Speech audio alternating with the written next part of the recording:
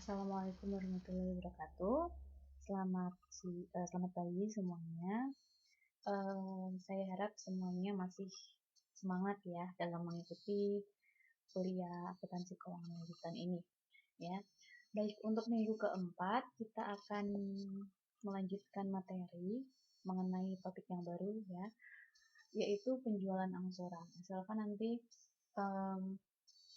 handout-nya, PDF-nya silakan di-download beserta ini ya, pastinya dengan video tutorial ini sekalian didengarkan. Apabila nanti ada yang ditanyakan, boleh untuk menanyakan kepada saya ya. Baik, kita masuk ke materinya. Nah, di dalam materi penjualan angsuran ada beberapa sub pokok bahasan yang akan dibahas. Pertama, mengenai penjualan angsuran. Apa sih sebenarnya penjualan angsuran? Ada yang tahu? Ada yang jawab ya, karena memang pakai video. Jadi penjualan angsuran adalah kontrak penjualan yang pembayarannya itu dilakukan secara bertahap, ya tidak langsung. Biasanya bulanan dalam jangka waktu tertentu. Ya, itu adalah pengertian dari penjualan angsuran. Kemudian apa saja sih yang barang-barang yang dijual ya? Dalam penjualan angsuran biasanya itu dikategorikan menjadi dua jenis. Ada barang yang tidak bergerak dan ada barang yang bergerak. Contohnya apa barang tidak bergerak itu? Barang yang tidak bergerak, misalnya ada properti, kapal besar. Nah, biasanya barang-barang yang tidak bergerak ini periode pembayarannya bisa sampai dengan waktu yang sangat lama ya, misalnya 30 tahun, 40 tahun, 50 tahun gitu ya. Jangkanya sangat lama. Nah, ada juga kategori barang yang dapat dijual adalah barang yang bergerak. Contohnya apa kalau barang yang bergerak? Misalnya ada mebel ya, peralatan kantor, barang-barang rumah tangga, kendaraan bermotor, misalnya mobil, motor, ya, dan lain sebagainya. Nah, biasanya untuk barang-barang yang bergerak ini periode pembayarannya itu tidak terlalu lama, misalnya hanya 3 tahun, 4 tahun, 5 tahun gitu ya. Seperti itu untuk contohnya. Kemudian sub pokok bahasan yang ketiga yaitu pengakuan pendapatan penjualan angsuran ya. Pengakuannya laba kotor ini diakui pada periode penjualan. Bisa juga laba kotor itu diakui sesuai dengan penerimaan kas ya. Penerimaan kas. Nah, ini ada beberapa penerimaan kas. Pertama-tama diakui sebagai penutupan kos atau biayanya. Kemudian penerimaan kas pertama-tama diakui sebagai realisasi laba. Ada juga dengan menggunakan metode angsuran. Nah, kita nanti juga akan mengenal istilah uang muka atau down payment. Ada juga tukar tambah ya, trade in.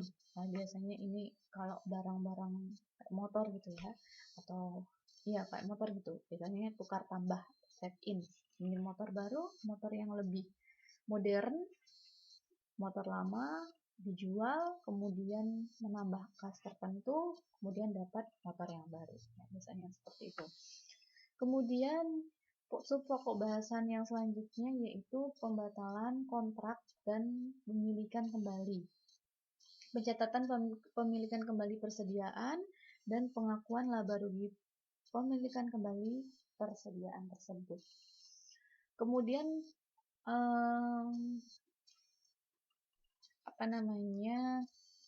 kosakata yang nanti akan banyak dibahas di penjualan angsuran ini adalah bunga atas penjualan angsuran.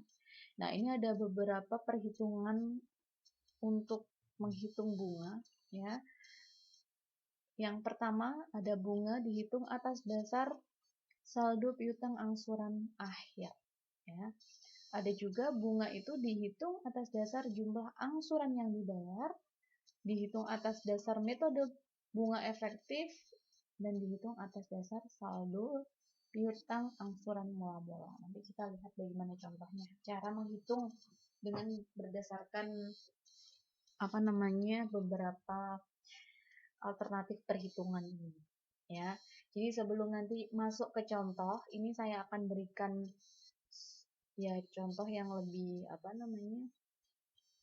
penjelasan mengenai contoh yang lebih sederhana mengenai penjualan angsuran.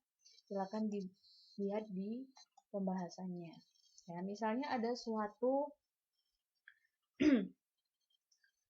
barang ya. Harga jualnya adalah 150 juta rupiah. Nah, barang tersebut ini kenapa ini kedip-kedip sebentar?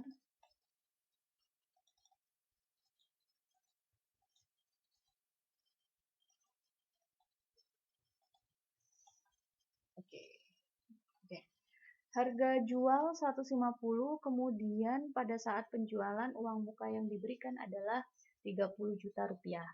Sedangkan kos barang yang dijual 90 juta rupiah. Angsurannya dilakukan selama 5 tahun. Nah, pada dasarnya untuk mencatat penjualan angsuran, kita catat kas. Kenapa kita catat kas 30 juta? Karena memang uang muka yang disetorkan pada saat penjualan angsuran itu 30 juta. Berarti ada uang masuk 30 juta, kita catat di debit. Kemudian penjualan angsuran. Penjualan angsuran untuk saldo normalnya kita catat di kredit sebesar harga jualnya, ya, 150 juta rupiah. Sehingga harga jualnya 150 baru diberikan uang 30 juta, berarti masih ada piutang. Nah, piutang ini kita catat sebagai piutang penjualan angsuran di debit sebesar selisihnya 120 juta rupiah. Kemudian ketika mencatat penerimaan kas tahun pertama, bagaimana cara mencatatnya ini? Kalau menerima kas berarti pasti kasnya bertambah, ya. Kasnya bertambah. Kemudian akun selanjutnya adalah piutang penjualan angsurannya ini akan berkurang, ya. Terus bagaimana ini cara menghitungnya ya untuk debit kredit? Kita tinggal bagi saja, piutangnya tadi masih ada 120, padahal diangsur 5 tahun. Berarti untuk setiap tahunnya, untuk tahun pertama, piutang kita akan berkurang sebesar 24 juta rupiah seiring dengan penerimaan kas 24 juta rupiah. Oke, kemudian di akhir periode mengakui pendapatan ditangguhkan menutup akun penjualan. Kalau menutup berarti tinggal dibalik saja. Awalnya penjualan angsuran di debit, sekarang kita di kredit ya, penjualan angsuran di kredit, berarti kalau ditutup kita akan debit ya. Penjualan angsuran 150 juta rupiah, kemudian beban pokok penjualan sesuai yang ada di soal. Di soal kos yang dijual adalah 90, sehingga beban belum direalisasi adalah 60 juta. Ini bisa dihitung dari pengurangan 150 juta rupiah dikurangi 90 juta rupiah, atau dihitung dari ini ya persenannya ya, ini persenannya ini dari 60 ini 60 juta rupiah ya. Kalau menghitung persenannya itu kita bisa dari laba belum direalisasi dibagi dengan penjualan angsuran. Jadi 40% ini berasal dari 60 juta rupiah dibagi 150 juta rupiah. Selanjutnya adalah mengakui pendapatan.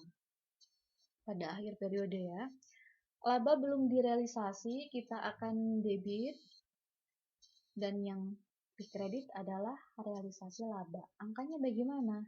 Ya, angkanya bagaimana pada realisasi laba? Persentase ini laba belum direalisasi tadi 40% dikali dengan uang muka yang telah dibayarkan 30 juta rupiah ditambahkan dengan 24 juta rupiah adalah kas yang diterima pada tahun pertama. Sehingga laba belum direalisasi ini sebesar 21.600.000 hasil dari perhitungan ini. Kemudian pelaporannya di laporan posisi keuangan. Aset. Di aset kita catat piutang penjualan angsuran sebesar berapa ini?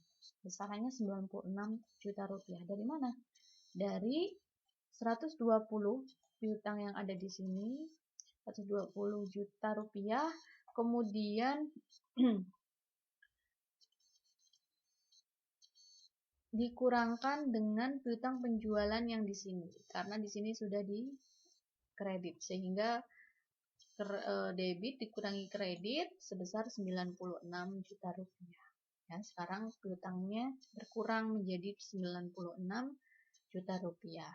Liabilitas kita catat laba belum direalisasi. Laba belum direalisasi tadi sudah ini ya dihitung sebenarnya. Laba belum direalisasi pada saat pelaporan, caranya yaitu dengan mengkalikan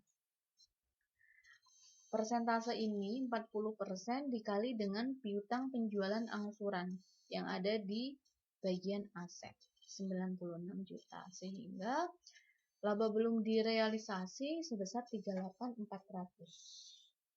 rupiah. Oke, itu untuk awalan ya, masih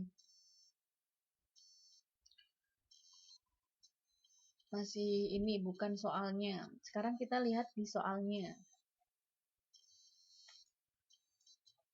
Ini contoh penjualan angsuran barang dagangan. Berikut ini adalah ikhtisar transaksi yang berhubungan dengan penjualan angsuran pada sebuah perusahaan dagang selama tahun 2016, 2017, dan 2018.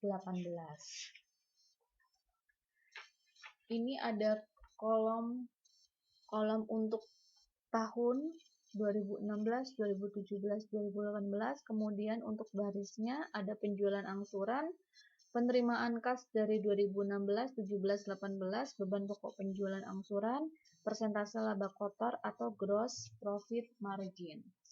Nah, gross profit margin ini masih dititik-titikin, berarti kalian harus mengisinya ya. Pencatatan persediaan menggunakan metode perpetual. Pertanyaannya adalah 1. Buatlah ikhtisar untuk mencatat penjualan dan pelunasan piutang serta pengakuan laba kotor penjualan angsuran selama 2016. Kemudian yang pertanyaan kedua selama 2017 dan pertanyaan ketiga dengan pertanyaan yang sama namun untuk tahun 2018. Bagaimana cara menghitungnya? Kita lihat pembahasannya ya. Baik, penjualan angsuran ini sesuai dengan yang ada di soal, kemudian ini juga sama ya ini. Beban pokok juga sudah diketahui di soal, kita tinggal menghitung laba kotor atau gross profit margin. Gross profit margin, caranya bagaimana untuk menghitung ini?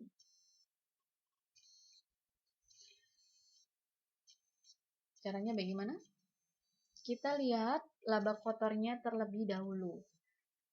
Laba kotornya terlebih dahulu. Laba kotor itu dihitung dari penjualan dikurangi dengan beban pokok penjualan. Penjualannya sebesar 12 juta, kemudian beban pokok penjualan 7.800.000 sehingga laba kotornya adalah 4.200.000. Untuk menghitung persentase laba kotor, kita tinggal bagikan laba kotor di sini dibagi dengan apa? Dibagi dengan penjualan angsurannya, 12 juta rupiah. Jadi, untuk menghitung laba kotor, misalkan tidak perlu untuk menghitung persentase laba kotor, misalkan tidak ingin menghitung laba kotor terlebih dahulu, bisa langsung saja. Penjualan angsuran 12 juta dikurangi beban pokok penjualan angsuran 7.800.000 dibagi dengan penjualan angsuran 12 juta. Sehingga dihasilkan 35 juta untuk tahun 2016, 32 juta, 35% untuk tahun 2016, 32% untuk tahun 2017, dan 30% untuk tahun 2018.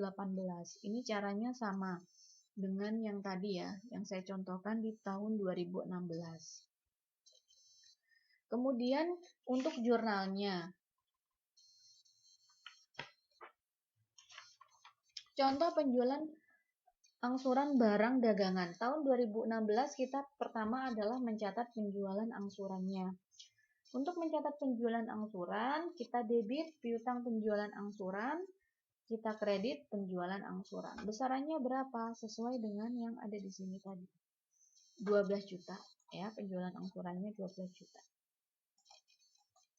Kemudian beban pokok, jangan lupa beban pokok penjualan angsuran karena metode yang digunakan adalah metode perpetual. Jadi kita harus mencatat beban pokok penjualan angsuran dengan persediaan. Besarannya dari mana? Dari soal sudah ada. Oh, di tabel tadi ya. Oh ya, di tabel dalam soal. 7.800.000 untuk tahun 2016. Oke, kemudian langkah kedua adalah mencatat penerimaan kas. Di tahun 2016 ada nggak penerimaan kas? Ternyata ada sebesar berapa? 5.400.000. Sehingga kita catat di jurnal kasnya bertambah dan piutang penjualan angsuran 2016 berkurang. Ya, sebesar angka yang ini 5.400.000. Oke, kas piutang penjualan angsuran 5.400.000, 5.400.000. Kemudian pada akhir tahun 31 bulan Desember tahun 2016, pertama kita mencatat penutupan akun penjualan. Kalau tadi sudah saya bilang, kalau penutupan akun penjualan berarti jurnalnya dibalik. Awalnya penjualan angsuran di kredit, berarti kalau ditutup dia harus ada di debit, ya. Penjualan angsuran 12 juta kita debit. Beban pokok penjualan angsuran awalnya di debit, sekarang kita kredit 7.800.000. Oke. Kemudian karena belum imbang, ini namanya kita akui sebagai laba kotor penjualan angsuran belum direalisasi. Besarnya berapa? Tinggal dikurangkan saja. 12 juta rupiah dikurangi 7.800.000. Oke. Kemudian yang selanjutnya mencatat pengakuan pendapatan, metode angsuran. Ya. Untuk mencatat pengakuan pendapatan, kita debit laba kotor penjualan angsuran belum direalisasi dengan realisasi laba kotor penjualan angsuran. Ya. Caranya gimana ini untuk menghitung realisasi laba kotor penjualan angsuran? Ini sudah ada rumusnya nih. Persentase laba kotor dikali dengan penerimaan kas termasuk uang muka. Kalau ada uang mukanya. Nah, ini laba kotornya kita belum cari nih. Persentase laba kotor. Persentase laba kotor tadi rumusnya seperti apa? Laba kotor dibagi dengan penjualan, ya. Berarti 4.200.000 ini dibagi dengan 12 juta rupiah, sehingga dihasilkan 35% dikali dengan penerimaan kasnya. Penerimaan kasnya 5.400.000, ya, sehingga hasilnya 1.890.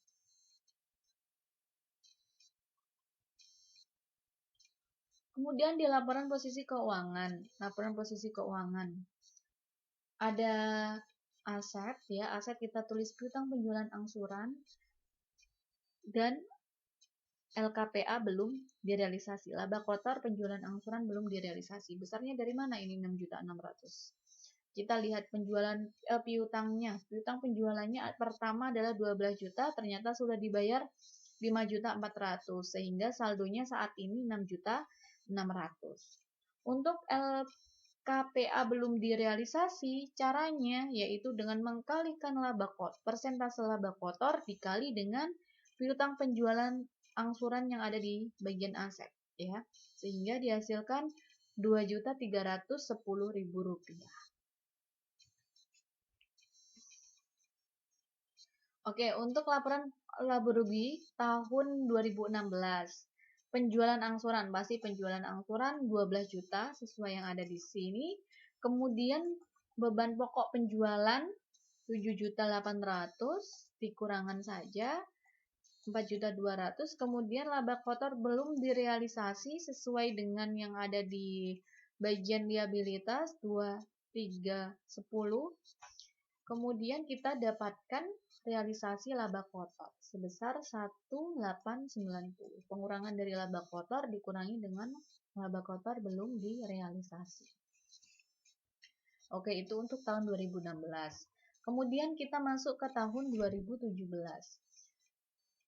Sama dengan yang tadi, pertama kita mencatat penjualan angsuran.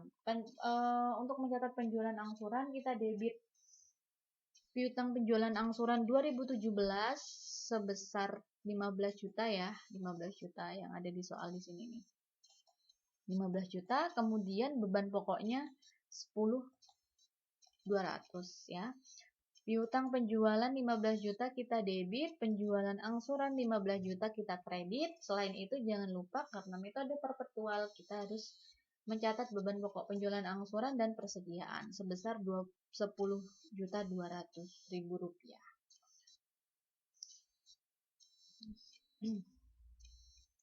Kemudian mencatat penerimaan kas. Penerimaan kas tahun 2017 ya. Ada kas yang diterima, piutang penjualan angsuran 2016 berkurang dan piutang penjualan angsuran 2017 juga berkurang. Kita lihat angkanya ini dari mana? 6.300, 6.750. Kita lihat dari soalnya. Penjualan angsuran tahun 2016 diterima kas sebesar 3.600, untuk tahun 2017 yaitu 6.750. Sehingga ini kita tuliskan di kredit karena berkurang, kemudian kas bertambah. Hasilnya dari penjumlahan untuk piutang penjualan angsuran 2016 dan 2017. Oke, sekarang kita catat untuk yang tahun akhir tahun 31 Desember 2017. Pertama adalah mencatat penutupan akun penjualan. Ini sama ya seperti tadi. Penjualan angsuran kita debit karena ditutup sebesar 15 juta. Beban pokok penjualan angsuran kita kredit. Awalnya di debit, kemudian karena ditutup berarti harus dikreditkan. 10.200.000 ada laba kotor penjualan angsuran belum direalisasi 4.800.000 dari pengurangan penjualan dikurangi beban pokok penjualan angsuran. Ya. Kemudian jurnal untuk mencatat pengakuan pendapatan metode angsuran. Ya. Yang dicatat adalah, jangan lupa karena ini tahun 2017, kita juga harus mencatat laba kotor penjualan angsuran belum direalisasi tahun 2016. Nah, bagaimana caranya ini? 1,260 kita dapatkan dari persentase laba kotor tahun 2016 dikali dengan penerimaan kas tahun 2016 3.600.000. Sedangkan untuk tahun berapa ini? 2017 kita harus menghitung ininya dulu, persentase laba kotornya untuk tahun 2017. Ya, persentasenya ternyata kalau kita hitung adalah 32%. Dari mana ini hasilnya 32%? Dari penjualan penjualan ini dikurangi dengan beban pokok penjualan dibagi dengan penjualan. Hasilnya 32%. Nanti ini dikalikan dengan penerimaan kas tahun 2017 yaitu 6.750. Sehingga hasilnya sekian ya. Realisasi laba kotor penjualan angsuran ini caranya tinggal ditambahkan saja. Untuk laba kotor penjualan angsuran belum direalisasi ditambah dengan direalisasi tahun 2016 ditambah dengan yang tahun 2017.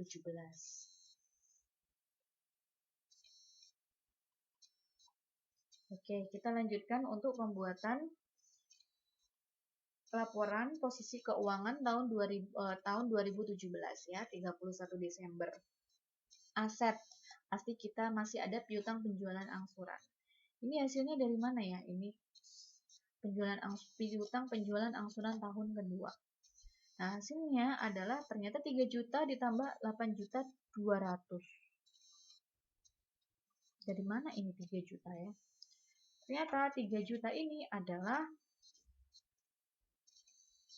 piutang penjualan angsuran di tahun ini tahun 2016 dikurangi dengan 3.600.000 piutang penjualan angsuran yang ada di kredit 3.600.000, sehingga kita hasilkan 3 juta di sini. Untuk tahun 2016, kalau yang tahun 2017 kita hasilkan dari piutang penjualan angsuran ini tahun 2017 dikurangi dengan piutang penjualan angsuran 2017 6.750. Ini debit, ini kredit, berarti ada pengurangan. Jika dihitung hasilnya adalah 8.250. Sehingga untuk laporan posisi keuangan per 31 Desember 2017 adalah penjumlahan dari piutang penjualan angsuran 2016 ditambah 2017 Rp11.250.000. Sekarang untuk liabilitas. Liabilitas tadi kita catat laba kotor penjualan angsuran belum direalisasi. Caranya yaitu dengan cara mengkalikan persentase laba kotor dikali dengan piutang penjualan angsuran tahun 2016 dengan dijumlah dengan persentase laba kotor tahun 2017 dikali dengan penjualan angsuran, piutang penjualan angsuran tahun 2017, sehingga dihasilkan Rp3.690.000.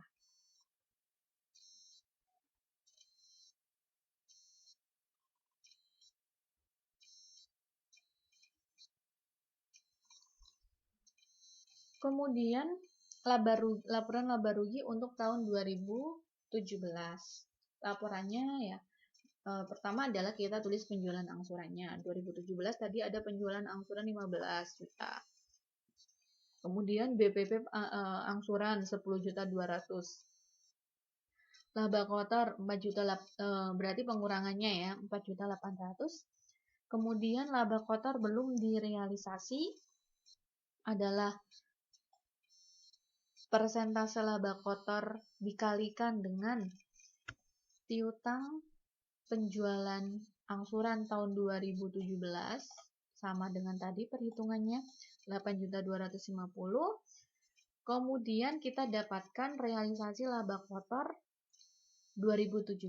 Ternyata realisasi laba kotornya adalah tahun 2017 adalah Rp2.160.000.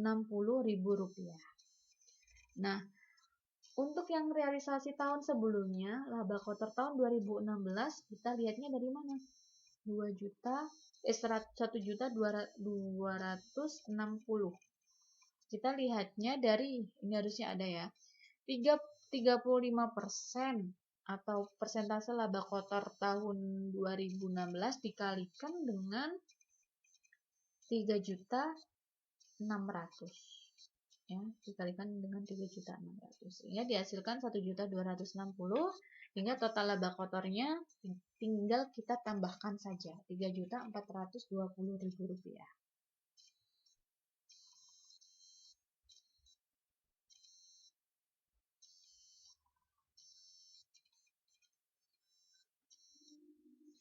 Oke, kemudian di tahun terakhir tahun 2018 sama, pertama kita catat penjualan angsurannya. Piutang penjualan angsuran sesuai dengan data yang di soal 18 juta. Ups, mana ini? Ini ya, 18 juta, ada BPP 12.600.000 ya. Ini berarti piutang bertambah, penjualan angsurannya bertambah. Kemudian beban pokok penjualan bertambah, persediaan berkurang 12.600.000 ya. Sama dengan caranya seperti tadi. Kemudian mencatat penerimaan kas. Mencatat penerimaan kas berarti kita lihat dari tabel. Ini ada penerimaan kas untuk 2016, 17, 18 di tahun 2018 ya. Kasnya bertambah sebesar, penjumlahan semua ini piutangnya berkurang sebesar sekian-sekian ini ya. Berarti kita tinggal tuliskan saja. Kas 17.100 dari pertambahan ini Piutang penjualan angsuran 2016 berkurang 3 juta, untuk yang 2017 berkurang 6 juta, 2018 berkurang 8 juta 100 sesuai dengan data di tabel. Kemudian untuk akhir tahun 31 Desember 2018 mencatat penutupan akun penjualan, ya tinggal dibalik aja penjualan angsuran. Debit 18 juta, kemudian beban pokok penjualan angsuran kredit 12.600. Sehingga kita dapat hitung laba kotor penjualan angsuran belum direalisasi 2018 adalah selisihnya 5.400. Kemudian selanjutnya mencatat pengakuan pendapatan metode angsuran. Nah, ini caranya adalah ya seperti tadi ya, kita debit laba kotor penjualan angsuran belum direalisasi untuk masing-masing tahun, kita kredit realisasi laba kotor penjualan angsuran. Nah, untuk tahun pertama, untuk tahun 2016 ya, kita tinggal kalikan saja persentase laba kotor dikalikan dengan penerimaan kas tahun 2016 di penerimaan kas tahun 2016 di tahun 2018 ya 3 juta. Kemudian yang untuk 2017 juga sama, persentase tahun 2017 dikali dengan penerimaan kas di tahun 2017. Oke, untuk yang 2018 juga sama ya, caranya seperti itu. Kemudian realisasi laba kotornya adalah penjumlahan dari ini laba kotor penjualan angsuran belum direalisasi 2016, 17 dan 18. Oke, sekarang laporan posisi keuangan. Laporan posisi keuangannya aset, untuk yang ada di aset kita sajikan piutang penjualan angsuran, angkanya dari mana? 2.200.000. Ini adalah 2.200.000 itu adalah apa ya?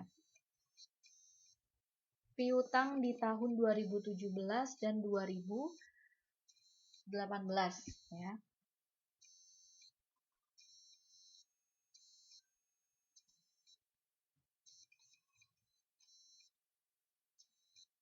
Oke.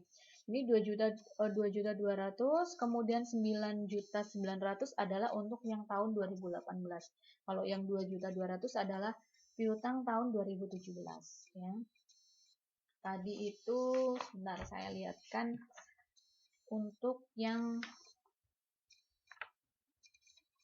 oke.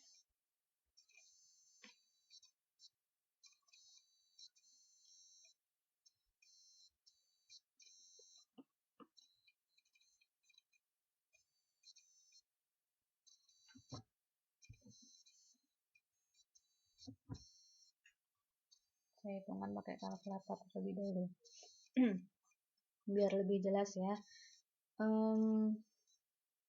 Kalkulator.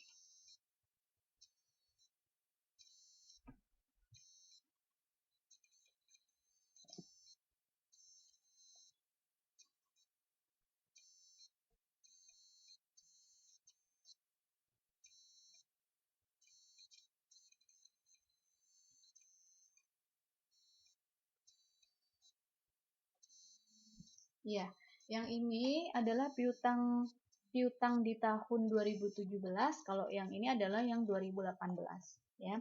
Nanti jika yang tahun 2018 berarti kita tinggal tambahkan saja piutang yang sebelumnya dengan yang saat ini ya. Kemudian laba kotor penjualan angsuran belum direalisasi. Caranya yaitu mengalihkan persentase laba kotor dikali dengan yang piutang tahun 2017. Nah, ini piutang 2017 ini ya, kalau misalnya bingung dari mana, ini silahkan dicatat soalnya di sini tidak ada ya. 2.200.000 rupiah ini berasal dari 11.250.000 rupiah dari piutang tahun 2017 ya, 2017 yang ada di laporan posisi keuangan dikurangi dengan 3 juta piutang 3 juta rupiah ya maksudnya, piutang penjualan angsuran 2016 dikurangi dengan piutang penjualan angsuran 2017 sebesar 6 juta. Jadi hasilnya adalah 2.200.000 rupiah. Silakan ditambahkan di catatannya masing-masing kalau masih bingung. Kalau yang 9.900.000 ya, ini adalah piutang tahun 2018. Dari mana? Dari piutang tahun ini 18 juta rupiah dikurangi dengan piutang penjualan angsuran yang ada di kredit dikurangi ya 8.100.000 sehingga saldonya untuk tahun 2018 adalah 9.900.000. Untuk laba kotornya kita tinggal kalikan dengan persentase laba kotornya dikalikan dengan piutang penjualan angsurannya ya, seperti itu. Kemudian di laporan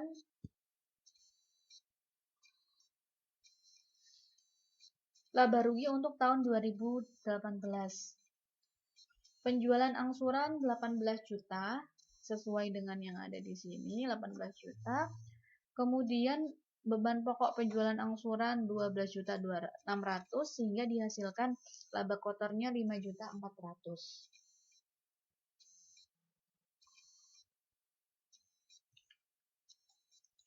Laba belum direalisasinya ini tinggal kita kalikan 30% dikali dengan 9.900.000. Dari mana? Dari saldo piutang 9.900.000. Kemudian untuk realisasi laba kotor 2018 yaitu 2.430.000. Kemudian dari pengurangan ini, kemudian realisasi laba kotor 2017 adalah 1.920.000. Ini dari perkalian antara persentase laba kotor dikalikan penerimaan kas tahun 2016. Kemudian yang realisasi laba kotor 2000 yang ini 2000 ya. Untuk yang selanjutnya ini juga sama, persentase laba kotor dikalikan dengan penerimaan kas di tahun yang bersangkutan 2016 berarti. Sehingga realisasi laba kotornya adalah penjumlahan dari ketiga realisasi laba kotor 2018, 17, dan 16. Hingga realisasinya adalah 5.400.000. Baik, kita lanjutkan ya. Sebentar, ini saya turunkan. Untuk yang trade in atau tukar tambah. Nah, kita lihat soalnya dulu. Contoh untuk tukar tambah atau trade-in. Pada tanggal 1 Januari 2019, PT Makmur menjual barang dagangan dengan kos 16 juta rupiah seharga 20 juta rupiah secara angsuran. Dan tukar tambah dengan barang bekas pakai. Barang bekas pakai tersebut disepakati dihargai 5 juta rupiah. PT Makmur memperkirakan untuk memperbaiki barang bekas tersebut diperlukan biaya sebesar 150.000 dan barang tersebut akan laku dijual seharga 5.500.000 dengan tingkat laba kotor 10%. Pertanyaannya adalah buatlah jurnal untuk mencatat penjualan angsuran dengan tukar tambah tersebut. Bagaimana untuk mencatatnya? Nah, ini kita lihat di pembahasan ya. Dalam trade-in atau tukar tambah akan diterima barang dari pembeli. Ya, akan diterima dari pembeli. Barang yang diterima ini harus dinilai kembali sebesar kos pengganti. Nah, bagaimana cara menghitung untuk kos penggantinya? Ini sudah ada rumusnya ya. Kos pengganti sama dengan taksiran harga jual dikurangi dengan taksiran biaya-biaya dikurangi dengan taksiran laba kotor. Barang dari pembeli akan dicatat sebesar nilai terendah antara nilai kesepakatan dan kos pengganti yang sudah kita hitung tadi. Ya. Nilai kesepakatan dikurangi kos pengganti ini kita akui sebagai cadangan kenaikan harga. Ya. Kita namakan sebagai cadangan kenaikan harga. Nah, contohnya tadi ya, kos pengganti. Kita lihat di soalnya tadi sekalian dibuka ya, untuk yang soal. Taksiran harga jual adalah 5.500.000. Ini sudah ada di soal ya, yang di kalimat terakhir tuh. Barang tersebut akan akan laku dijual seharga 5.500.000. Berarti sudah diketahui 5.500.000. Taksiran biaya perbaikan 150.000 ini juga sudah ada di soal, sehingga kita tinggal menuliskan saja ya di perhitungannya. Taksiran laba kotor adalah 10%, tingkatnya 10% dari harga jualnya. Berarti 10% dikalikan dengan 5.500.000. Oleh karena itu, taksiran laba kotor adalah 550.000. Kemudian kita bisa hitung barang bekas diterimanya ya. Itu dari pengurangan harga ini, harga jual dikurangi taksiran biaya-biaya dikurangi taksiran laba kotor, atau ini kos penggantinya ya. Ternyata dihasilkan Rp4.800.000. Kemudian untuk nilai kesepakatan ini sudah ada di soal. Ya, di baris kedua dan ketiga ini. Barang bekas pakai tersebut disepakati seharga 5 juta. Nah, ini sudah. Kita tinggal mengurangkan saja untuk menemukan cadangan kenaikan harga. Untuk cadangan kenaikan harga, kita kurangkan nilai kesepakatan dan kos pengganti. Nilai kesepakatannya adalah 5 juta, kos penggantinya adalah 4.800.000. Sehingga cadangannya kenaikan harga adalah Rp200.000. Bagaimana jurnalnya? Jurnalnya kita debit persediaan ya, persediaan sebesar 4.800.000. Persediaan ini kita hitung belakangan ya. Ini tidak bisa dihitung awal ya. Pertama kita catat cadangan kenaikan harganya dulu deh. Kan sudah dihitung ya. Cadangan kenaikan harganya adalah 200.000. Kemudian piutang penjualan angsuran kita catat 15 juta sesuai dengan ini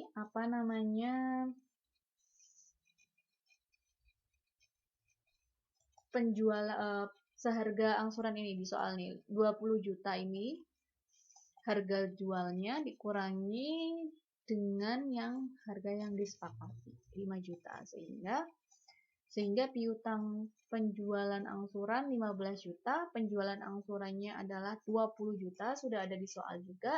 Nah, selisihnya kita akui sebagai persediaan. Kemudian, jurnal yang selanjutnya adalah mencatat beban pokok penjualan angsuran terhadap persediaan. Beban pokok penjualan angsuran sudah ada di soal tuh, yang di baris pertama. PT Makmur menjual barang dengan kos 16 juta. Berarti beban pokoknya adalah 16 juta, kita kredit persediaan 16 juta. Oke, seperti itu penjelasan untuk trade-in. Kita masuk ke topik selanjutnya, yaitu pembatalan kontrak dan pemilikan kembali. Oke. Dalam tahun 2018, PT Santosa melakukan penjualan angsuran sebesar 30 juta dengan tingkat laba kotor 40%. Atas penjualan tahun 2018 tersebut terjadi pembatalan kontrak dan pemilikan kembali barang yang dijual sebagai berikut. Tahun 2018, pelanggan dengan piutang penjualan angsuran 2018 sebesar 1.500.000 tidak dapat melanjutkan angsuran, sehingga dibatalkan kontraknya dan kos atas barang yang ditarik ditaksir sebesar 1 juta rupiah. Tahun 2019, pelanggan dengan piutang penjualan angsuran 2018 sebesar 2 juta tidak dapat melanjutkan angsuran sehingga dibatalkan kontraknya dan kos atas barang yang ditarik ditaksir sebesar 1 juta rupiah. Pertanyaannya, jika PT Santosa menggunakan metode angsuran dalam mengakui pendapatan atas penjualan angsuran, buatlah jurnal untuk mencatat pembatalan kontrak dan pemilikan kembali selama tahun 2018 di atas penjualan angsuran tahun 2018 tersebut, dan buatlah jurnal untuk mencatat pembatalan kontrak dan pemilikan kembali selama tahun 2018 atas penjualan angsuran tahun 2019 tersebut. Nah, ini untuk pembatalan kontrak dan pemilikan kembali, jika terjadi pembatalan kontrak, sudah kontraknya dibatalkan, tidak jadi gitu ya, maka barang yang telah terjual dimiliki kembali dan diakui sebagai persediaan. Jadi yang tadi kontrak kemudian dibatalkan, berarti barang tersebut kita akan miliki kembali ya, kita akan punyai lagi dan kita akui sebagai persediaan. Kemudian sisa piutang penjualan angsuran ini harus dihapus. Laba kotor penjualan angsuran belum direalisasi dari piutang tersebut juga harus dihapus. Dan selain itu kita juga harus mengakui laba atau rugi pembatalan kontrak. Ya. Nah, ini nanti setelah kita hitung ya. Contohnya, contoh tahun 2018. Tadi ya di soal Serambi dilihat handoutnya tahun 2018 kita akan catat persediaan di debit sebesar 1 juta ya, 1 juta. Kemudian piutang penjualan angsuran kita akan kreditkan karena tidak jadi sebesar 1.500.000. Oke. 1.500.000. Kemudian kita hitung laba, kita akui ini ya, laba atau rugi pembatalan kontrak. Ya, laba. Oh, ini nanti dulu, ini nanti.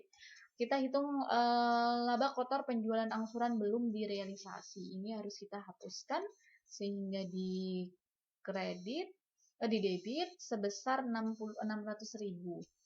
Caranya bagaimana? Caranya adalah kita hitung persentase laba kotornya. Sudah ada ya ternyata dengan tingkat laba kotor 40%, kita kalikan dengan 1.500.000 sehingga hasilnya adalah 600.000. Setelah itu kita baru bisa mengakui ini laba atau rugi atas pembatalan kontrak penjualan angsuran. Ternyata di sisi debit lebih besar dibandingkan sisi kredit sehingga kita akui sebagai laba ya. Kita tuliskan laba penjualan kontrak angsuran sebesar selisihnya agar balance Rp100.000 ya. Oke. Sehingga laporan posisi keuangannya seperti ini, 1.500.000, kemudian laba belum direalisasi 600.000 di kredit.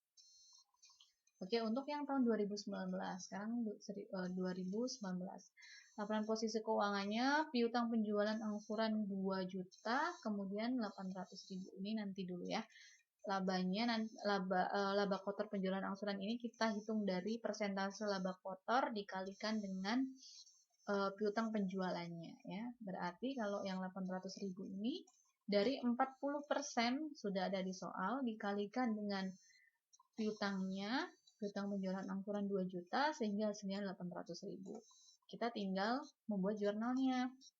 Ya, persediaan 1 juta ini sudah ada di soal, kemudian laba kotor penjualan angsuran belum direalisasi sudah kita hitung tadi 800.000.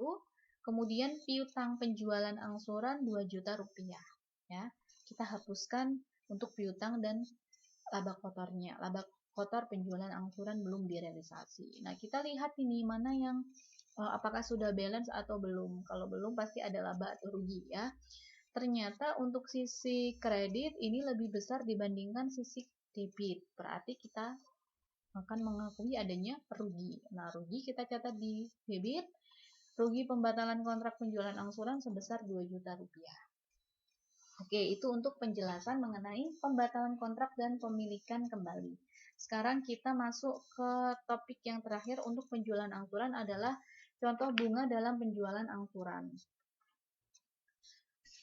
Kita lihat langsung ininya ya, contohnya. Pada tanggal 1 Januari 2019, perusahaan menjual peralatan rumah tangga secara angsuran seharga 20 juta rupiah. Kos barang tersebut adalah 12 juta. Uang muka atas penjualan angsuran tersebut adalah 5 juta rupiah. Saldo piutang penjualan angsuran tersebut akan dilunasi dalam jangka waktu 6 bulan dengan dibebani bunga 12%. Pertanyaannya, buatlah tabel perhitungan biaya bunga yang dibebankan setiap bulannya. Jika bunga dicatat atas dasar saldo piutang angsuran akhir atau long end interest, buatlah jurnal untuk mencatat transaksi tanggal 1 Januari 2019 dan 1 Februari 2019. Kita membahas untuk yang pertanyaan 1 dulu. Nah, ini kasusnya kita menghitungnya dengan long end interest ya. Long end interest atau berdasarkan saldo berdasarkan saldo piutang angsuran akhir ya. Nah, pertama yang kita buat tabelnya untuk yang di kolom untuk masing-masing kolom ya. Kolom pertama kita tuliskan tanggal, pendapatan bunga, selanjutnya jumlah angsuran, jumlah penerimaan, dan saldo piutang. Kemudian untuk barisnya kita tuliskan per tanggal ininya ya, penjualannya 1 Januari.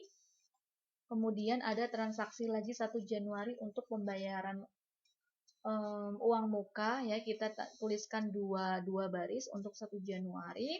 Kemudian kita tuliskan untuk bulan-bulan selanjutnya sampai dalam waktu 6 bulan ya. Berarti Januari, Februari, Maret, April, Mei, Juni, Juli ya, 6 bulan.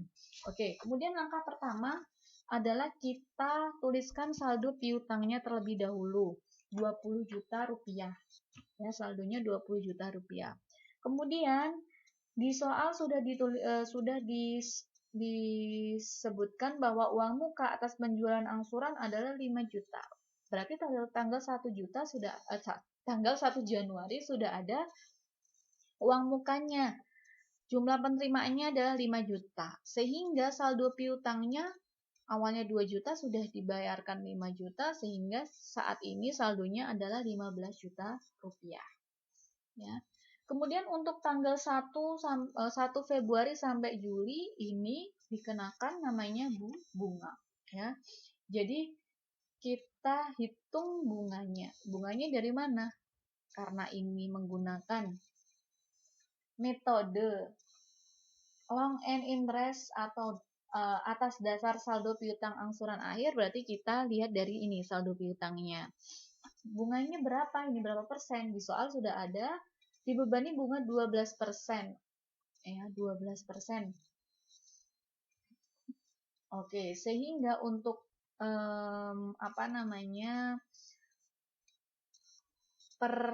untuk satu tahunnya adalah 12%, sehingga untuk satu bulannya 1%. Berarti untuk pendapatan bunga pada bulan Februari 1% dikali dengan 15 juta. Nah, ini dilihat dari saldonya ini.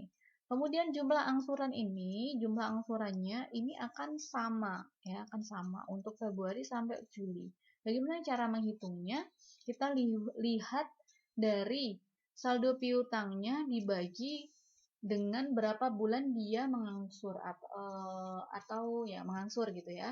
Ternyata ada 6 bulan, berarti 15 juta dibagi dengan 6 bulan. Sehingga untuk masing-masing bulan adalah 2.500.000 rupiah. Oke, sehingga kita dapat menghitung jumlah penerimaannya. Berarti untuk jumlah penerimaan kita tinggal tambahkan pendapatan bunga ditambahkan dengan jumlah angsuran. Oke, saldo piutangnya kita kurangkan dari saldo piutang bulan sebelumnya dengan jumlah penerimaan di bulan bersangkutan, sehingga hasilnya adalah 12.500.000 untuk bulan Februari 2019 di tanggal 1. Begitu juga untuk yang seterusnya ya, untuk pendapatan bunga di tahun di tanggal 1 Maret, berarti persentase bunga 1% dikali dengan saldo piutang di bulan Februari 2019. Begitu juga seterusnya ya, caranya seperti itu. Oke, kalau untuk yang soal pertama ini selain menghitung bunga, ternyata kita diminta untuk membuat jurnal mencatat transaksi tanggal 1 Januari 2019 dan 1 Februari. Ya, 1 Januari. 1 Januari ternyata ada penerimaan kas ya, dan kita harus mengakui adanya penjualan angsuran. Ya. Kasnya ada uang muka sebesar 5 juta. Kemudian piutangnya 15 juta, ada penjualan angsuran 20 juta. Selain itu kita juga harus mencatat BPP-nya ya. BPP angsuran terhadap persediaan sebesar 12 juta, ini sudah ada di soalnya ya. Di baris kedua tuh, kos barang tersebut adalah 12 juta. Ya, kita harus mencatat ini juga. Di tanggal 1 Februari ini ada kita harus mengakui masuknya kas ya 2 juta 650. Dari mana saja? Dari jumlah angsur dari pembayaran piutang beserta kita mengakui pendapatan bunga ya. Sehingga kasnya 2650, piutang penjualan angsuran berkurang 2.500.000 dan pendapatan bunga bertambah 1.500.000. Itu jika menggunakan metode long end interest atau atas dasar saldo piutang angsuran akhir ya. Kemudian yang kedua adalah atas dasar bunga efektif. Ini nomor soal pertanyaan kedua ya. Bunga dihitung atas dasar modal bunga efektif. Equal periodic payment that represent interest and principal. Ya, ini metode bunga efektif. Caranya gimana ya? Kita buat tabelnya, tanggalnya. Kemudian untuk jumlah penerimaan kita pindahkan ke kolom yang kedua, kemudian pendapatan bunga, jumlah angsuran, dan saldo piutang. Untuk tanggal 1 Januari kita tuliskan saldo piutangnya, kemudian jumlah penerimaan 5 juta karena ada uang muka 5 juta, sehingga saldo piutang 1 Januari adalah 15 juta.